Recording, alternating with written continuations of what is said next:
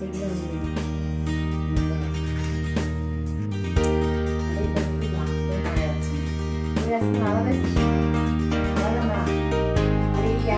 একটু রাখতে রাখতেই এটা দেখবি আস্তে আস্তে বলবে, তখন নরম হয়ে যাবে, তখন ইজি স্কুলকে এইভাবে।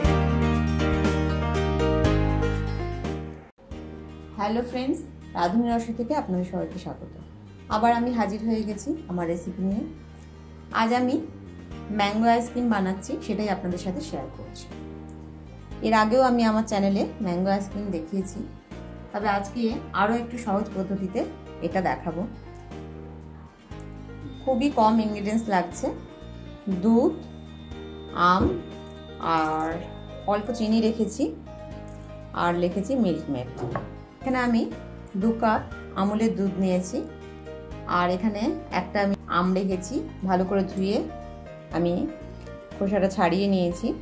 সামান্য চিনি রেখেছি, আর রেখেছি আমুলের মিল্ক মেড। এই দিয়ে তৈরি হয়ে যাচ্ছে ম্যাঙ্গো আইসক্রিম। প্রথমে আমি যে আমটা রেখেছি, আমটা আমি প্রথমে মিক্সারে নিয়ে নেব, এটা একটু ব্লেন্ড করে নেব।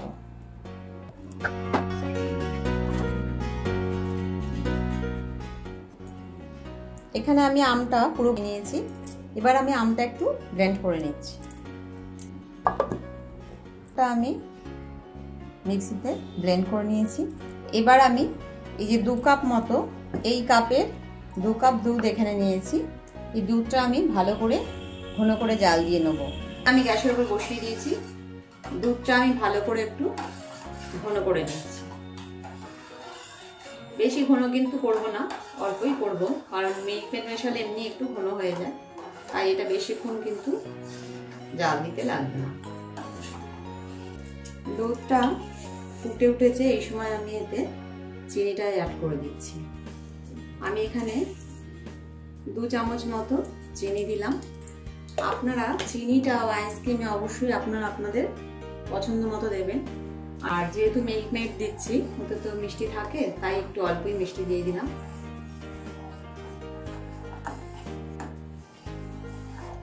চিনি দিয়ে আবার এটাকে আর একটু ঘন করে জাল দিয়ে দিচ্ছি।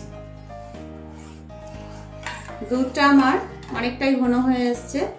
এবার আমি এতে দিয়ে দিচ্ছি 4 চামচের মতো মিল্ক মেড।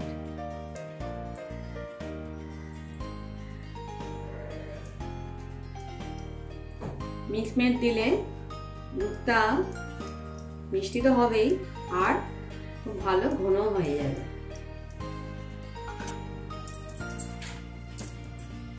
এই 4 টেবিল চামচ মিল্ক মেড আমি এখানে দুধে অ্যাড করে দিলাম, দিয়ে আবার আমি দুধটাকে ভালো করে জাল দিয়ে দিচ্ছি।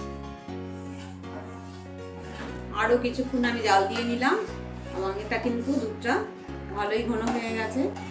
আর আমি এটা ঘন করছি না, কারণ এটা ঠান্ডা হলে দুধটা কিন্তু আরো ঘন হয়ে যাবে।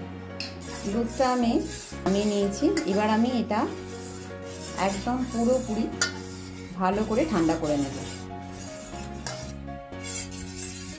দুধটা আমাদের একদম ঠান্ডা হয়ে গেছে, দেখুন দুধটা ঠান্ডা হয়ে কিন্তু আরো ঘন হয়ে গেছে।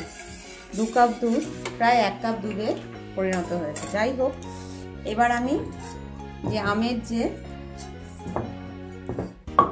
ব্লেন্ড করে রেখেছি, এর মধ্যে আমি দুধটা দিয়ে দিচ্ছি, দিয়ে আবার ব্লেন্ড করে নিচ্ছি।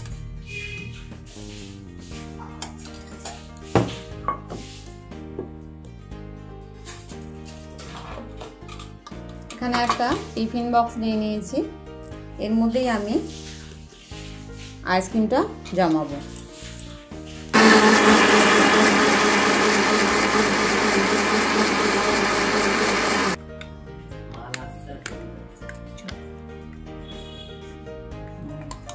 উপর থেকে একটু আমন্ড কুচি দিয়ে দিচ্ছি, এটা অপশন।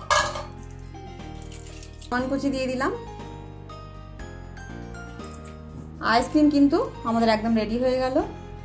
এবার এটা একটু গরম আছে, কারণ মিক্সিতে ব্লেন্ড করেছি তো, একটু ঠান্ডা হলে এটা আমি ফয়েল পেপার দিয়ে পুরো টিফিন বক্সটা ঢেকে ফ্রিজে 8 ঘন্টার জন্য রেখে দেবো। এবার আমি এটা একটা ফয়েল পেপার দিয়ে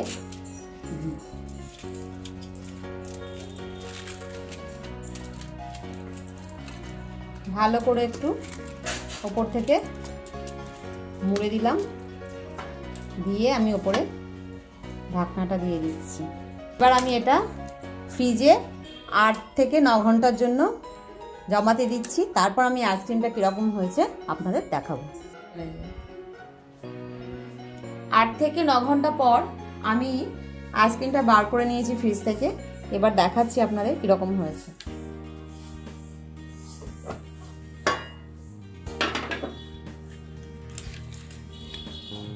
দেখুন, দারুণ সুন্দর আইসক্রিমটা তৈরি হয়ে গেছে আমাদের।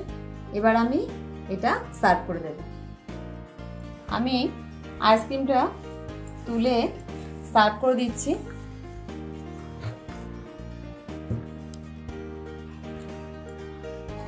ম্যাঙ্গো আইসক্রিম আমাদের একদম তৈরি হয়ে গেছে, আর এটা কিন্তু দারুণ সুন্দর হয়েছে, আর খেতেও কিন্তু দারুণ ভালো হয়েছে। আইসক্রিমটা আমি সার্ভ করে দিয়েছি, খেতে কিন্তু দারুণ হয়েছে, একদম ঘরে তৈরি ম্যাঙ্গো আইসক্রিম। আপনারা অবশ্যই একবার এইভাবে ট্রাই করে দেখতে পারেন। যদি ভালো লেগে থাকে রেসিপিটিকে লাইক ও শেয়ার করার অনুরোধ রইল। নতুন বন্ধুদের আমার সাবস্ক্রাইব করার অনুরোধ রইল। পাশে থেকে বেল আইকনটা অবশ্যই প্রেস করবেন, তাহলে আমার নতুন নতুন রান্নার আপডেটগুলো সহজেই পৌঁছে যাবে। সুস্থ থাকবেন, ভালো থাকবেন, ধন্যবাদ।